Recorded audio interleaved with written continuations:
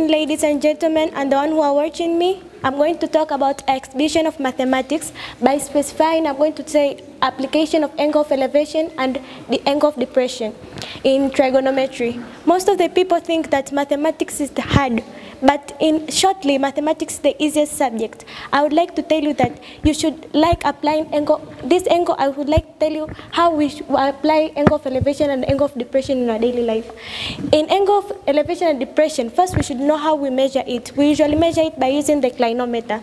This clinometer was once made by Galileo Galilei when he was in his process of making a telescope. He made his telescope in order to see the things which were far, for example, like star. Now I'm going to talk about the application of angle of elevation and angle of depression. First, it's used in measuring the height of the tall mountains.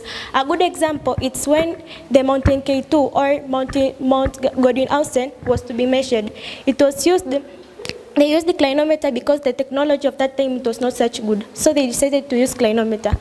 Another example, a person can use the clinometer to measure the mountains like Mount Kilimanjaro or other hills. The second use, it's used in measuring the height of the towers. A good example is the Eiffel Tower. In 1889, it was once built and also called a Paris Tower. And the third, it's used in making and planning or constructing for the tall buildings such as escarpment. When making the buildings like escarpment, you should first use engineer physics. So you should first know how to use this clinometer in measuring the height in order to know how tall or how big, how high is the building going to be. I would like to welcome my friend to explain about trigonometry, specifying it. Thank you, my fellow speaker. My name is Ratifa Misi. I'm going to explain briefly about the topic of trigonometry. Trigonometry, the study of angles and sides of a right-angled triangle. Right-angled triangle consists of three sides, whereby the opposite side in the theta degree of a right-angled triangle, it is known as opposite side. The side which it is adjacent to the theta degree in the right-angled triangle, it's the adjacent side, and the longest side, it's the hypotenuse. The trigonometric ratios have been derived by the mathematicians from the topic of trigonometry. Trigonometric ratios are as follows: tangent, which it is abbreviated as tan; cosine, abbreviated as cos; and sine. The relationship between the trigonometric ratios and angles of right-angled triangle are explained by the formula SOHCAHTOA, which means sine equals to opposite over adjacent, cos equals to adjacent of hypotenuse, and tan equals to opposite over adjacent. I'm going to explain about angle of elevation and depression. Angle of elevation and depression is measured by an instrument called the clinometer, as you can see here. A clinometer, it has a shape of a protractor, whereby in the shape of a protractor we get the degrees of inclination. Also, it is made by a bob, whereby a bob should be directed at the 90 degrees. Angle of elevation and depression is measured by raising the chronometer or lowering down the chronometer.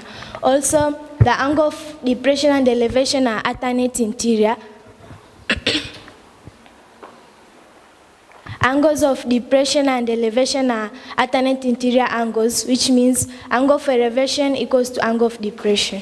Also, while as my fellow speaker said that the chronometer is used to measure the height of a tree. So before you measure the height of an object, first you must know the distance from the point which you are to the object. Also, you must know the distance from the eye to the ground and the angle of inclination. I would welcome my fellow. Thank you, my previous speaker. My name is Sharon Goodluck. I'm going to explain on how to calculate the objects using these angles of elevation and angles of depression. Here, we were given a body height, which it was 1.5 meters. The length from the object to the body point where it is 5 meters. Then we are going to find the remaining height, which we are not given. So we are going to take the measurements of tan. So we write tan 45 is equals to objects which are, opposites which are not given over adjacent, which is 5. After that, we're going to cross multiply. We take 5 tan 45 is equals to this height. This is equation 1. Here, we are already given the remaining height of a wall, which is 1.5 of the body. So we should take the height is equals to plus this height which are already given, 1.5 meters. H is equals to, the height, it is 5 tan 45 plus 1.5 meters.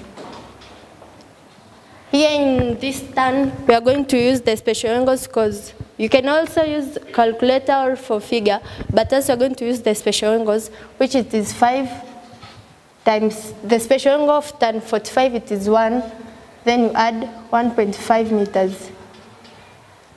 Height of the wall is equals to 5 plus 1.5 meters. The height of the wall is equals to 6.5 meters.